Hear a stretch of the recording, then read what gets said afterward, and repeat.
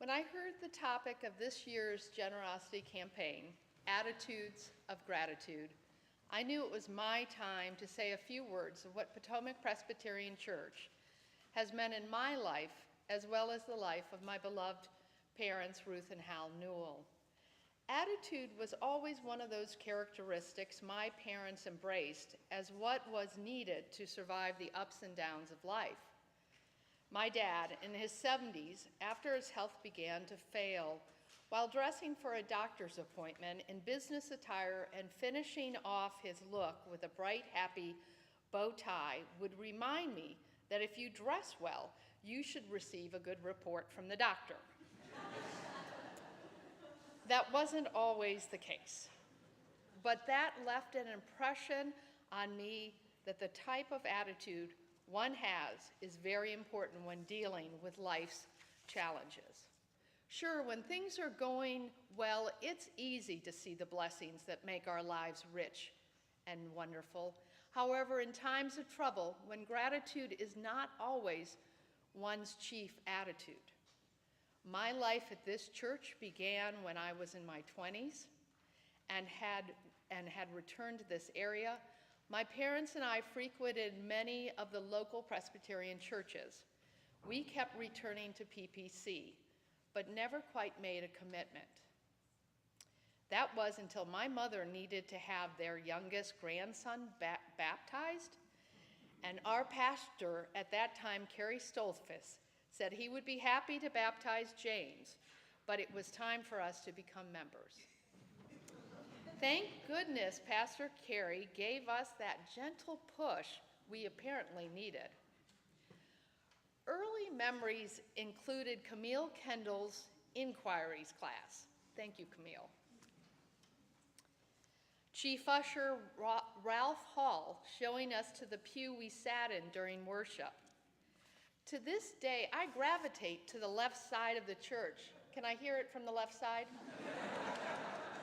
I don't know why my parents always preferred that side, regardless if we were at PPC or the church we attended during summers in Maine, that's where we sat. I remember mother and daughter tease and caroling with members at Manor Care, and then finishing off the evening in the basement of the Kendall's home, while enjoying the company of Nelia Sholey and Jack Dart.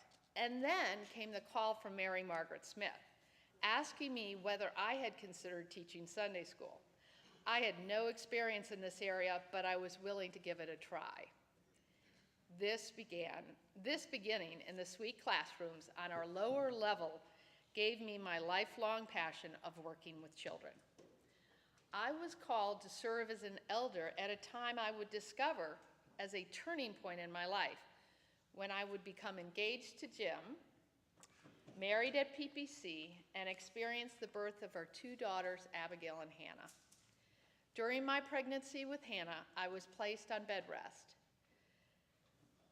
The fellowship committee came to my rescue, making and delivering delicious meals. That was back in 1995, and I still have the recipe cards from Carol Klaus, Pat King, and Dawn Thompson, which they were generously enough shared with me. As the years went on, the worship committee was faithful in their visits with my mother several times a month as she experienced limited mobility.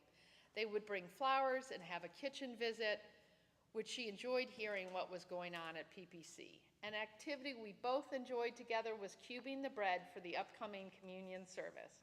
It was something which made my mother feel connected to the church while also feeling productive.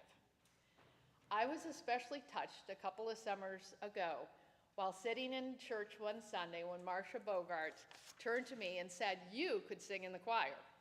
By that fall, I was enjoying the fellowship found in the choir loft. The choir has embraced me and been very patient with my singing as well. Speaking of attitudes, singing even reinforces in me that I am truly blessed to be able to praise God each Sunday in this way. As a community, we are invited to think about our attitudes of gratitude this month. You and I are also invited to think about our financial pledge to Christ's work through this church. a faith community that I honestly consider to be my chosen family. Please join me in giving generously and gratefully as you consider your financial pledge. I can genuinely say I have an attitude thanks to you.